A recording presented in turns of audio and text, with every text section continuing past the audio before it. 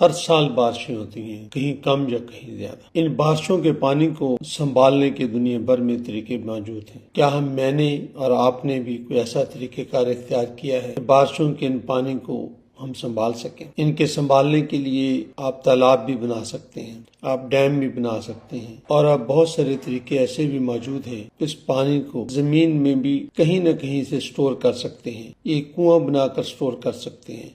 आप उसमें पानी डालते जाइए तो ये नीचे पानी जमीन में स्टोर होता रहता है। यानी अल्लाह रब्बुल इज़्ज़त का जो एक वफर मिकदार में पानी जब आपको मिलता है तो आप उसे ज़ाया भी कर सकते हैं और उसे संभाल के भी रख सकते हैं।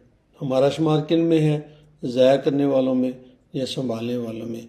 ये सवाल मेरा आपसे भी है और अपने आप से भी है। आए मिलकर बारिश के पानी को संभालें ताकि पानी की कमी जो है वो ना हो और आने वाली नस्लों को भी साफ और पीने का पानी जो है वो मुयस्सर हो।